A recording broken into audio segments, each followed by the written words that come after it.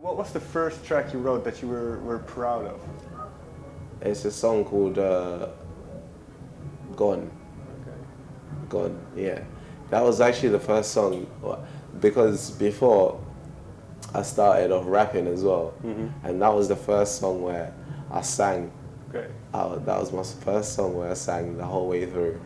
Was that a difficult step to take, to go from rapping to singing? The thing is, I knew that I could sing. Okay. Not great, but I thought I could pull it off. And it was just about building up the confidence to do that. So it wasn't like a difficult step in terms of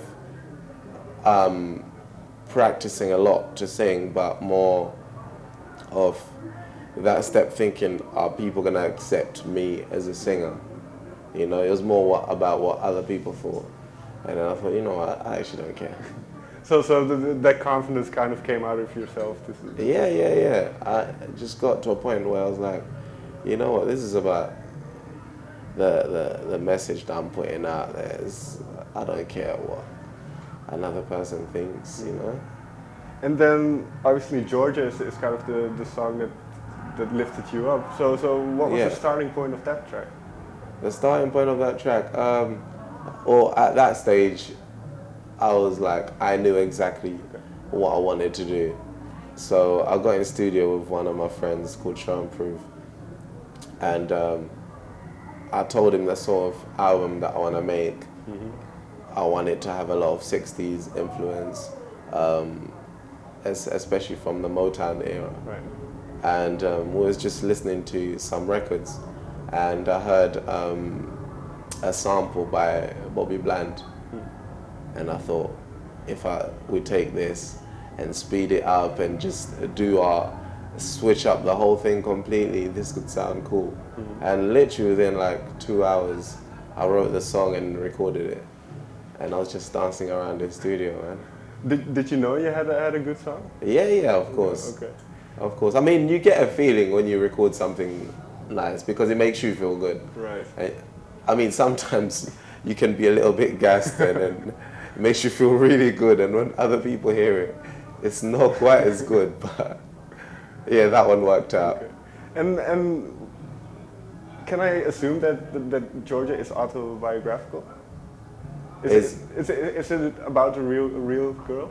Oh yeah, it's not. I mean, it's not a real girl that was in a situation with me, but one of my friends was in that sort of situation, and that's a perfect example of me just writing about something that's going on around me.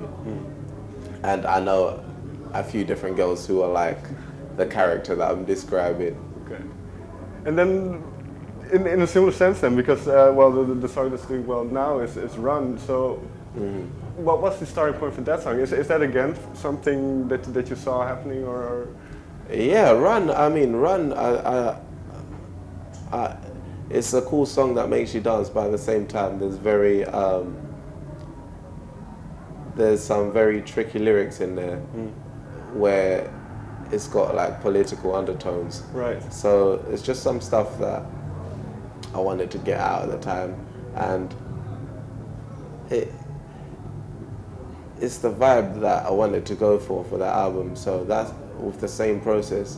I went in the studio with the same person, Show and Prove, and yeah, just listening to some records, and we came across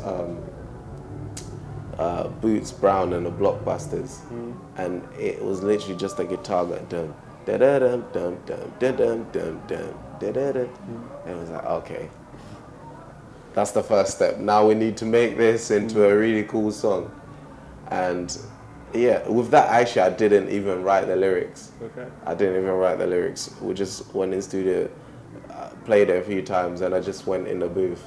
Okay. That's why at the beginning, when I'm like saying the lines, I leave like little gaps because I was thinking of the lyrics. Well, there's one thing I wrote down from that track, which is nothing in this life is ever bringing me down. Yeah. So you didn't, that just came up? Yeah. Okay. Like completely. We've done the first verse and the chorus. Okay. And then I actually left it for the day. Went back home, I listened to the song, and I thought, this this can be actually a really cool song. And then I went back another day to do the second verse. So. And if you look back now, because obviously the song has been released and it's out for a while, how do you look at the lyrics now then? Because they were so spontaneous. Yeah, it's the truth. I mean, sometimes, well, not sometimes, most of the times, I think you should go with your gut instinct, you know. A lot of the times, the first thing that comes up in studio is the best from my experiences. So I was just literally messing around. I thought it was funny if I say, you can call me pussy, but pussy is power. Right. You know, I was just laughing in the studio, but it's like, you know, I'm gonna keep that. It sounds cool. And then, well, you're now working towards your debut album. Yes. How far along are you? About 90% done. Okay. So what is still left to do? Where are you? I want to get the right songs that tie everything together, you know. I don't want just a bunch of songs that sound like singles. Okay. You know, I want it to be a story. I want someone to be able to listen to it from the first song to the last song, and it all ties in together as one big story. What is kind of the overarching theme for you then in these songs? It's all about. I mean, I actually got influenced by. There was a group called the Dapper Rebels. In if I'm not wrong, it's the late '60s in LA. There was like the riots going on, right? And there was this group called the Dapper Rebels. It was just some young guys that were from a very low social class, but they dressed really cool. And at the time, they were against the things that were going on, and they used to vandalize but at the same time do their whole thing with the ladies, you know. And that really kind of inspired me a lot, and I put myself in a position where if I was back in the 60s, I think I would have been one of the Dapper Rebels. So I made up my own character, and the whole album is based around this character, you know. And then is this character, is his name Tiggs Da Author, or is it? Nah, his name's not Tiggs Da Author. That one you're gonna have to find out. Fair enough. You know, so I'm just tying that together. Okay. Fair enough. Thank you very much for your time. Thank you very much. Thanks.